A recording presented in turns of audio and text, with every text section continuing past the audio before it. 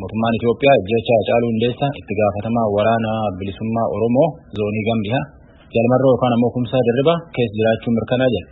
Jalmarroo yookaan ammoo Kumsaa Dirribaa tun hin dhara mootummaan waan ofii tolchaan balleeffachuuf abbaa balleessaa kan itti taqatu barbaadu jira jedhetin VOA'tti. Waajjira abbaa alangaa addaa Itoophiyaa dhiyootan jedhetti itti gaafatamaa waraanaa kunin tan keessa jiraachuun ragaa qabaa jedha mirkanaa'e jedha. Namoota Kumsaa Dirribaa yookaan ammoo Jalmarroo dubbise kutaan jalqaba kunoo. Ajajaa waraana bilisummaa Oromoo zoonii lixaa obbo Marroo yookaan Kumsaa Dirribaa gaaffii keenyaaf deebii nuuf kennuudhaaf eeyyamuu keessaniif dursee guddaan isin galatoomsadha. Obbo Marroo ajjecha artistii beekamaa Haacaaluu Hundeessaa irratti raawwatameef adda durummaadhaan kan itti gaafatamu qaama isin hooggantan waboo zoonii lixaa akka ta'e mootummaan ragaalee nan qaba jedhu wabeeffachuudhaan miidiyaadhaan ibsee jira. Kanaaf deebiin keessan maali? Namoo jalqaba irratti Itoophiyaan biyya impaayeraa qaabiitti jigdee mootummaa uummataan beekamtii qabu hin qabdu. Garuu gartuu hattuu biyya saaman yookaan isteet maatiyaas qawwee wal gurmeessantu jira. Kanaaf mootummaatu sin himate kan jedhu inni kun dogoggora. Lammaffaa irratti ammoo mootummaan ati jettu kuni dhaaba biyya kana keessatti karaa sirna paartii ta'uutiinis haa ta'u hidhannootiin falmiirra jiru keessaa dhaabni shanee jedhamu hanga ani beekutti hin jiru. Kanaaf waraana bilisummaa Oromootu dhimma kana jechuun asirrattis dogoggora. Yoo barbaachisaa ta'e sirna waraana bilisummaa Oromoo jedhamee kan itti himatamu yoo jiraate deebii itti kennuutu danda'ama. Garuu uummataaf waan ifa ta'uu qabuu fi waa'ee ajjechaa artist Haacaaluu Hundeessaa irratti waa jechuu yoo qabdanaan jette isa kana jechuu nan danda'a. Artist Haacaaluu Hundeessaa artistii seenaa qabsoo bilisummaa Oromoo keessatti jaalatamaa kabajamaa keessumattuu ammoo waraana bilisummaa Oromoo biratti galaa waraanaati yoo jenne dhugaarraa fagoo miti. Haacaaluu Hundeessaa yeroo hundumaa waraana bilisummaa Oromoo waliin quunnamtii gaarii qaba. Dhiyeessii adda addaa sadarkaatti waraana kanaaf nama dhiyeessaa ture. Ammoo naannoo Shaggarittis hojii waraana bilisummaa Oromoo wal qabatu hojjechaa nama ture. Hojiin kun kanasiin jechuu hin danda'u. Sababiin isaa hojiin suni Haacaaluun har'a haati uyyuu malee itti fufee jira. Namoonni biraa jirantu jira waan ta'eef kanasiin jechuu hin danda'u. Ammoo haataatu Haacaaluu Hundeessaa seenaa qabsoo bilisummaa Oromoo keessatti kan isa mudate kan kaleessa Eebbisaa Addunyaa, Yoosef Gammachuu, Usmaayoo Muusaa fi kanneen kana fakkaatan akkasumas gama warraattii keessallee hin jirre kanneen akka Daraaraa Kafaniifaa ajjechaa isteet ispoonsarti ta'e uummata Oromoo ittiin tuqan ilaalanii dallansiisan mudatetu isa mudate. Waraanni bilisummaa Oromoo artist Haacaaluu Hundeessaa nama ofii ajjeesuu hin danda'u. Haacaaluu Hundeessaa isinillee kan bara darbe gaafattanii bara irra deebitanii dhiyeessitanii namoonni isa hordofanii fi doorsisanii eenyu akka ta'an himatee jira. Jarri hattuun yookaan maafiyaanii biyya qabattee jirtu kun ammoo yeroo darbe OMN waliin artist Haacaaluun interviyuu taasise kutanii hambisanii kan inni shaneetun ajjeesuuf jedhaniillee waan isaan sobaa jiranii guyyoo waayoo BBC Afaan Oromoo waliin interviyuu taasise irratti Haacaaluun himannaa akkasii himate hin qabu anis kutee kan hin hambise hin qabu jedhe sadarkaa kanatti adeemaa jira sobni kun. Ammoo Haacaaluu Hundeessaa kan kanaan dura doorsifamaa turee fi ajjechaan irratti yaalamaa ture himate irra darbe yeroo OMN irratti interviyuu sana guyyoo waliin taasisaa ture. Dhimma siidaa Minilik ilaalchisee waan dubbate qaba. Minilik nageenya isaas ilaalchisee namni kun nama qubaa'u mallatteessu wallaalaa harree yaabbatee dhufee farda Oromoo siidaa dabalee nama jedhamu hatee jedheetiin asirratti dubbate. Namoonni quuqaa gama sanaan qabanii miidiyaa irratti waan barreessaa turanii fi sadarkaalee viidiyoo tokko waraabanii keessumaa namni Yoonii Maanyaa jedhamu Haacaaluu Hundeessaa ምነው የድብቴን ጸጉር ላጮልኝ አልሳ jedhee የጠፋበትን አህያ በአንድ ሳምንት ውስጥ መልሱለት። አማራ ፕሬስ ከጀተሙ አምባስ አተቱማ ሀጫሉፊ ገቲ ሀርተታ ቶርቤ ቶኮ ኬሰቲ kenna wanni akkasi gama kanaani Hacaaluu irratti aggaamamaa turanii hanqifamanii dhokfamanii tuuqaatiin jirre unutti qabuuni yoomiyyuu hin baasu uummatis kana ni beeka. Garoo Bomarro hooggantuun waajjira abbaa alangaa muummichaa federaalaa Itoophiyaa Aadde Adaanech Abeebee tokkoffaa Abaa'oo Shanee ka jedhame isin ta'uu dubbatanii jiru waraana bilisummaa Oromoo gama lixaatti jedhanii kallattiidhaan gara keessanitti kan isaan agarsiisanii gaaffiif deebii raadiyoo sagalee Ameerikaa waliin deemsisaniin artist Hacaaluu namni dhukaasuu isaa poolisiitti Xilaawuyyaamii yerootti dhukaasuu Hacaaluu ta'uu isaayyuu akka dambaafatiin garuu namoonni isa bobbaasan namoonni qabsoo Oromootti gufuu ta'an ni jiru namoota kana yoo karaarraa kaasne malee Oromoon bilisoomuu hin danda'u akka ittiin jedhan poolisiitti himee jira jechuudhaan akka isin itti bobbaaftaniidha kan isaan dubbataa jiran. Abaa'oo Shanee jechuun waraana bilisummaa Oromooti jechuun maqaa nuu baasu akkamitti hin danda'u maqaa ati nameenyutti kennu maatiin kee kasii baase kan ittiin of yaamtu namni biraa ka biraa yoo sii baase ni fudhattaafoo jalqaba dubbiin kuni maaliif yoo waraana bilisummaa Oromoo himachuun barbaachise waraana bilisummaa Oromoo himachuu Shanee ka jedhamu dhaaba hin qabnu hin beeknu maqaa keenya miti suni ammoo yoo unuun himatanii himannaa kanaaf deebii kenni yoo jette namni kuni nama hin beekne akkamiin ajjeesa manni murtii kuni walaba ta'ee uummataaf banaa ta'ee ajaja akkaataatti fudhatee namarraa fudhatee ibsuudha qaba gaaffii dhiyaatuufiidha qaba poolisiitti himee jedhamee achumatti hafa yoo ta'e kuni hangam amanama mootummaa sobaan ijaaramee sobaan jiraatuu fi sobaan hojjetu namni tokko nama hin beekne ajjeesuutti hin deemu nama hin beekne eessatti deemtee akkamiin ajjeesta waan baay'ee nama aarsuu fi nama gaddisiisu ammoo hedduu isaa nama kofalchiisallee jarri kuniyyuu mataa irraatii bakka adda addaatti yeroo adda addaatti waan adda addaati kan isaan dubbataa jirani suutaadhaan soba sana qindeessaa fi artikuleet gochaa dhufanii ture kanaan bahani malee namoonni isaan jedhan suni eenyumaati eessa turanii eessa irraa dhufanii ajaja yoom fudhatanii haala kamiin ajaja fudhatanii kanatu uummati kan inni gaafataa jiru kanatu ifa ta'uu qaba ragaan jira taanaan ragaas dhiyaachuudha qaba yoo akkasumatti garuu kanuma jechaa oolame irra deddeebi'amee dubbatamee fi somni sun dhugaa tokkotti jijjiiruu hin danda'u.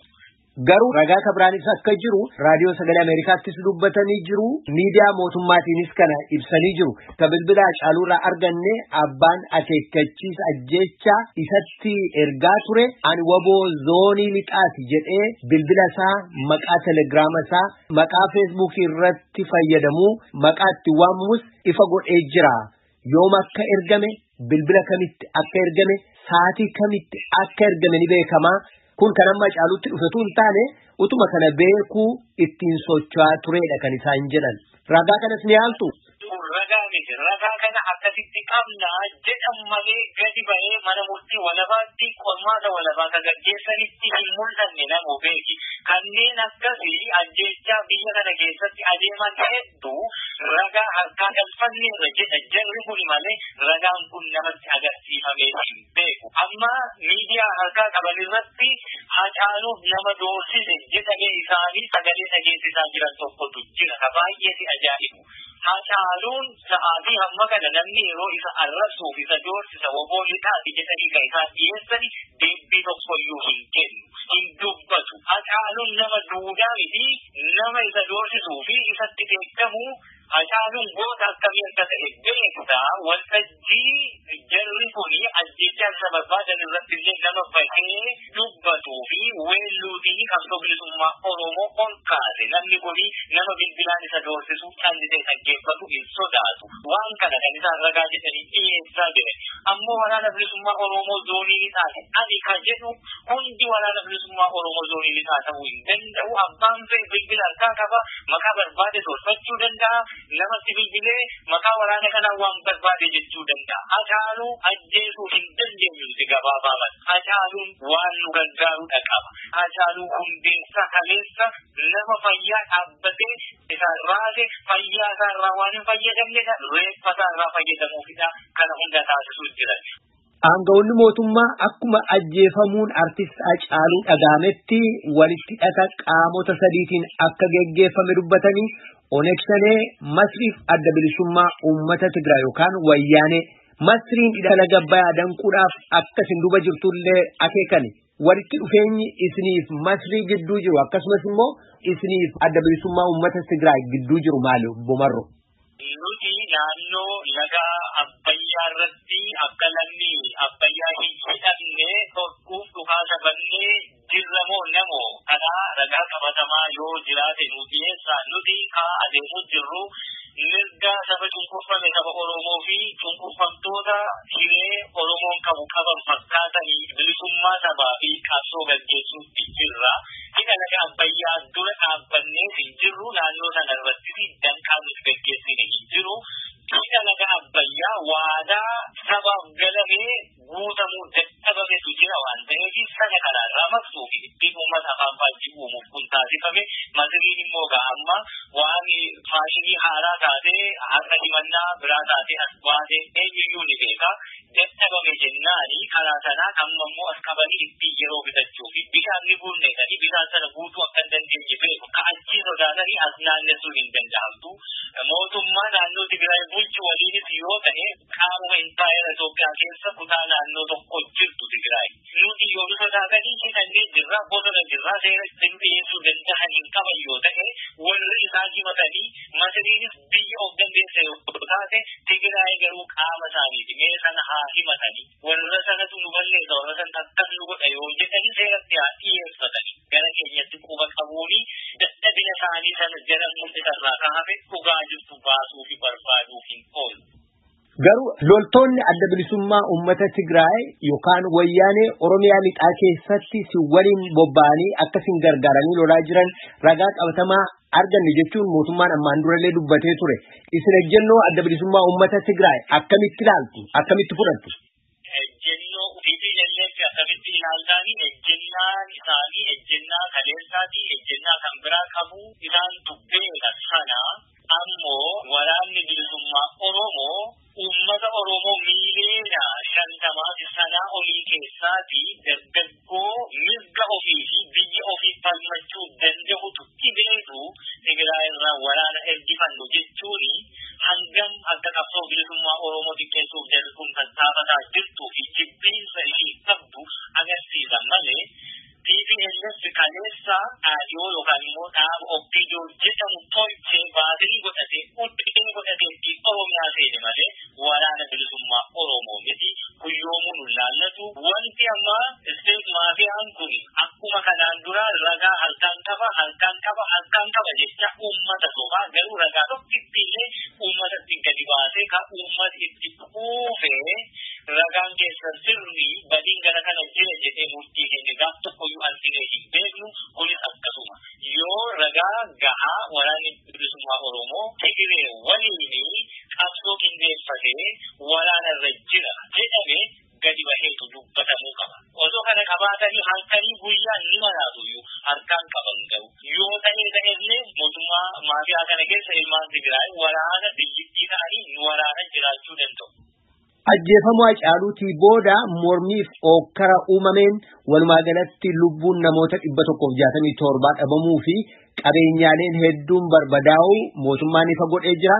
Fakkeenyaaf Amboo, Jimmaa, Arsii Lixaafaa keessatti kana duuballee akkasin jirtanidha kan mootummaan akeeku. Kanaaf deebii maalii qabdu? Jarri kuni namoo ajjecha adda addaa raawwatanii walitti quba qabu qofaa miti mana isaanii keessatti illee bishaan dhangala'u waraana bilisummaa Oromootu harka keessaa qaba jechuun isaanii waan hin oolle. Waraanni bilisummaa Oromoo qabsoo karaa isa baasuu gaggeessuutti jira. Uummanni Oromoo immoo aarii yeroo hedduu dallansuu yeroo hedduu qabuuni artistiin isaa immoo ajjeefamuun fittee yookaan taatee yeroo gabaabduu isa dammaqsu ta'e irraa kaafee haaloo qulqulle yeroo dheeraati qaba. Sabni aarii qabu kun ammoo gaddasaa ibsachuuf daandiitti baheera. Maafiyaan kun ammoo itti dhufaatee ajjeeseera. Akkamitti waraanni bilisummaa Oromoo kana keessaa akka qabaachuu danda'a. fakkeenyaaf godina Arsiirraa nama Jamaan Aliyyee jedhamu bulchaanatti fakkaata jettanii kan dubbistattu jira. Namni hidhate tokkoyyuu hin jiru. Oromoon akka duwwaa gadi bahee gadda isaa mul'ifataa ture. Dhukaasa itti banameenidha. Hanga danda'e immoo dhagaatiin ofirraa ittisaa ture. Gidduu sanatti namni miidhame. Kasabarrattis qiyaafatee miti nama hundatu keessatti miidhamee kan jedhe. Akkaataa kamiin waraanni bilisummaa Oromoo kana duubaa harka qabaatare kana ibsuu kan isaan irra jiraatu. Maafiyaa Raadarsiin kun.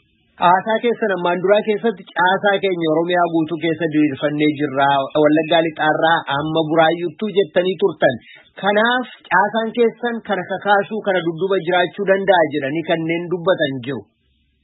Haasaan keenyi uummata dammaqsaa qabsootti galchaa mirga isaa akka falmatu taasisaa uummata dammaqaa roorroo hin sarmanne mirga ofiif dammatu ammoo nagaa fi walqixxummaan sabaaf sablammoota biyyattii keessa waliin bahee galu roorroo gabrummaa fi jibbeeffanne akka jiraatudha taasisa malee caasaa nama ajjeesuu fi caasaa biyyattii diiguu hin ijaaru. Oromoon akkasitti waan ijaare jennaan uummanni miiliyoona 50 fi sanaa olii kuni guyya tokkotti biyyattiitti abidda qabsiisuu danda'a.